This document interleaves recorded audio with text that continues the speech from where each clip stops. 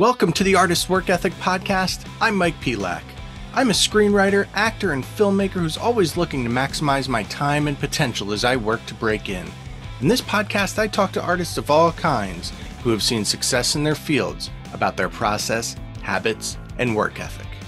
Today on the show is Richard Fancy. Richard is an actor best known for his long recurring role as Mr. Lippman, Elaine Benes' boss on Seinfeld. Along his extensive career, Richard has been seen in films such as Being John Malkovich, The Girl Next Door, Hollywoodland, Tango and Cash. On TV, in addition to Seinfeld, he's been in The District, Ray Donavan, The Closer, The West Wing, Friends, The Wonder Years, and many more. I also recently launched my Substack. I'll be putting out some writing through Substack each week, and that's also how you can stay up to date on this podcast, as well as other projects I'm involved in. I hope you'll subscribe to read along at mikepelak.substack.com. That's mikepelak.substack.com. A couple quick things before we jump into the episode. I've talked in the past about myself working on breaking into screenwriting. Please check out blackoilfilms.com/screenwriting. There you can check out some of the screenplays I've written. I have the first 10 pages of each one uploaded, but feel free to email me at theartistsworkethicpodcast@gmail.com, and I'd be happy to send you a full script if you're interested in reading. Last thing before we get into the episode, I would love anyone listening to subscribe, rate, and review the Artist's Work Ethic Podcast wherever you listen to podcasts. It really helps us put the show out there for more people to listen to. Richard, thank you for coming on with me today. Sure, my pleasure. So do you think your work ethic is something that comes from how you were raised or something else in your life that you picked up along the way? Something else in my life. I don't think, in terms of my life, my mother had been a professional actress before I was born. I don't know what her attitude toward work was. I know she missed it a lot, but in terms of an ethic, and my father had a job that he hated and he did, and he felt work was important. He said he never wanted to retire, and he died working. But no, it's because for reasons, who knows what reasons, right? From the time I was 14, 15 years old, I knew I wanted to be an actor. And then I knew that I had to develop a work ethic. And I have a very strong work ethic. What have you learned throughout your career specific to, work ethic and productivity from working with so many other actors and artists and all that? Well, the job of acting is working with other people, and in different ways. They say the term show business means two things. There's the show and there's the business. And there's the business end of working with people. There are actors who are just not very good at that. And I'm moderately good. I'm not great at it. And then there's the actual working with somebody else as a team to create an aesthetic goal. Let me put it that way.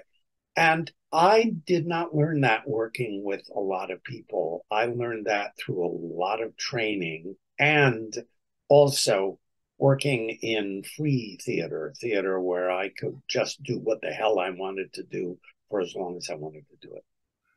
Yeah. Have you seen differences in other actors, writers, directors from today to say 30 years ago in how they conduct themselves? Well, no, although, I guess not. I guess not. I think there's always the people who come from theater. They have a way of working. And there are people who have been doing film for a long time, and they have a way of working. And sometimes it's like really different. I guess I've learned from doing that because working with, I did a film that Kurt Russell was in, a lovely guy. he'd been a child actor, and he just knew so much about where the camera was, what his relationship to the camera was, what size lens they were using. And I learned from working with people like that because that's not my education. A common theme on this show I've found that is threaded through 70 something episodes now has been that people who do find some success in the arts are people who tend to go above and beyond. How do you have an example, in your career of where you've done that or created Yeah. your own luck or Oh, yeah. There separated are yourself? 100. But it's in developing myself as an artist as opposed to advancing my career. I belong to a theater company in Venice. I've been a member for 30 years, and during that time, I'll give you an example. I decided I wanted to work on a fairly obscure play by Henrik Ibsen called The Master Builder, and I collared somebody, a very, very gifted director who had not directed for years. And I talked him into working just a little bit with me and a woman who I'd started to work with on the play. 2.5 years was, it took 2 years to actually get a performance where we were paid a very tiny amount of money, which ran for 6 months. And that was because I am obsessed with my work. How does your work change from character to character in the amount of yourself that you sink into them? I have been playing a very disturbed homeless man. I've been working on it. Did it for, gosh, I guess 4 weeks, and it may go somewhere else.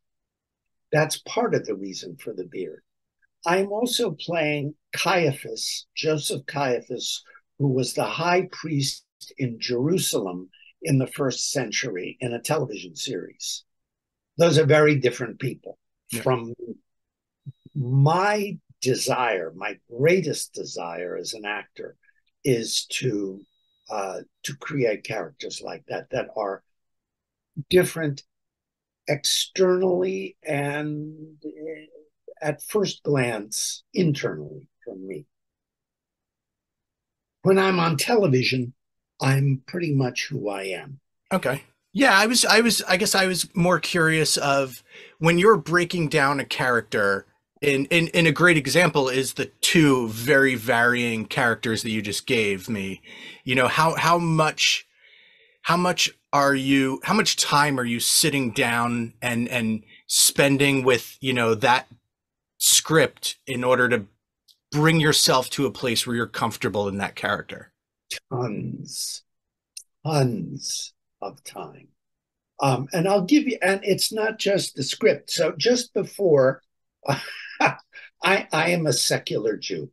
Just before we met, I was having breakfast reading a scholarly history of the priesthood in Jerusalem because I feel like I'm not quite sure what this guy does. And I want to get a sense of not, I guess I would say this is crude, the sense of living it, a sense of what it was like to go into the Holy of Holies. No idea. And that's interesting to me.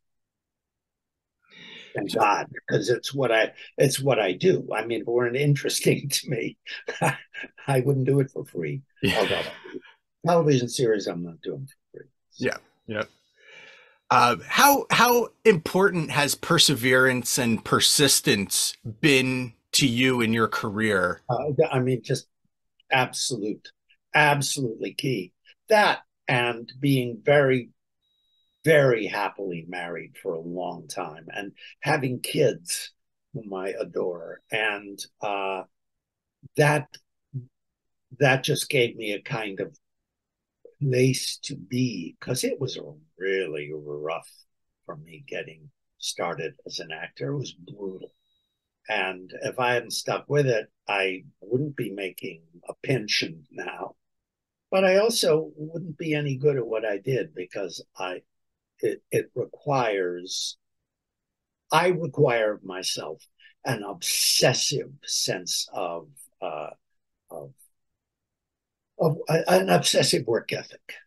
How did that change for you when you had kids? And I ask because I have two kids, and I feel like I am different now in the way in my ambition than I was before I had kids. And And are you less or more, or do you put it that way to yourself? I find myself to be more. I don't know if it's I, I haven't kind of pinpointed where exactly that comes from, whether it's trying to, in some ways, set the example that you can accomplish things that you want to accomplish, or if it's just, yeah, clock's ticking, time to get to work type of thing. But I always felt that clock ticking. It didn't make any difference having kids. Having kids made it, on one hand, more difficult, and looking back, on the other hand, it gave me fuel. But I felt I didn't want my kids to be actors, because it was so tough for me. And one of my kids, was now in New York State government, and in the comptroller's office, is was thinking of being an actress, and I was very, very negative about it. And it's a brutal profession. I mean, it's brutal doing this. It's brutal doing what you do. And look, we're swimming upstream. yeah, And not only do I feel I'm swimming upstream, and although not in LA, I'm another actor, but I'm swimming upstream by doing theater for which I do not get paid, for which I spend hours and hours and hours of time. That's swimming upstream. And I think I think a work ethic, whatever the work ethic is, it can be just getting ahead in my profession, having dinner with people, et cetera, et cetera. It requires obsessiveness. thinking about that swimming upstream, how have you endured rejections and self-doubt that inevitably come to anyone who's I've pursuing never anything been like this? rejected, and I don't have a shred of self-doubt. It's tough, It's tough. It's gotten less tough. I've gotten, as they say, a tougher skin. I've also become more aware of the variables. So I was in a movie. I was in Tango and Cash with Kurt Russell. I was in Tango and Cash. I had 2 solid weeks of work. I was Sly's lawyer, right? And the whole thing got cut from the movie. All of it was cut from the movie. I think there is a friend of mine saw it on opening day. I didn't. I hadn't seen it yet, and he, being a smartass, said, "Great work in that movie." And I thought, "Oh, you saw it?" And then he said, "You had 3/4 of a second in the fucking movie." So, but what I learned was what he said to me. This guy was a screenwriter, a really excellent screenwriter, Joel Oliansky, and Joel said, "Look, if you read the script, what is it for? It's for the guys going to prison and getting out of prison. They don't need all the stuff in the trial. I don't even know why it was in the script. I was grateful it was in the script, because they paid me. And I think I get residuals every once in a while for Hey. my quarters of a second." So I've always thought that work ethic doesn't always have to mean working yourself to death and, sleeping 4 hours and that sort of hustle type of thing. How do you stay balanced when you feel, exhaustion starting to creep into how you're feeling day to day? I work out. I go to the gym 3 times a week, and I do Pilates the other 3 times. But aside from that, I do something called Feldenkrais. awareness through movement, which is extremely, I'll just simplify it by saying it's extremely relaxing and freeing. And just to have the level of the ability through some of this to be able to breathe, that's really key for me. So that's part of it. Part of it is just, I'm married to somebody that is very dear to me. And that also is deeply, well, you know what I mean. Can't do it without them. Yeah, right. So how do you structure yourself so that you are able to stay fresh and current in your craft as well as your business and manage your personal life on top of it all? What's your sort of method for that? Managing my personal life, there's not that much to manage. I mean, we're going off to visit my kids in a little while, and I have other people coming to visit us. But in terms of profession, I have this series that I'm working on, and I don't anticipate a lot other work than that. I'm not great at the business aspect. I've got an agent and I've got a manager, and they're both very good, and I'm very happy to have them. That's something that I wish I had more of a chip for, I don't. I don't have sufficient desire to pursue it further, and at the moment it's not going to make one bit of difference at all. In terms of the appetite for work, as I told you, I'm reading a book on the Old Testament right now.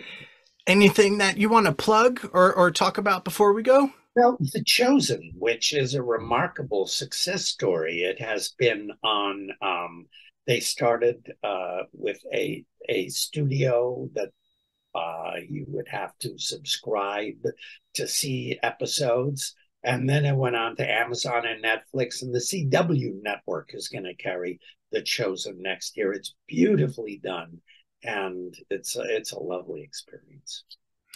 Excellent. Well, Richard, thank you for coming on with me today. Sure, Mike, a pleasure.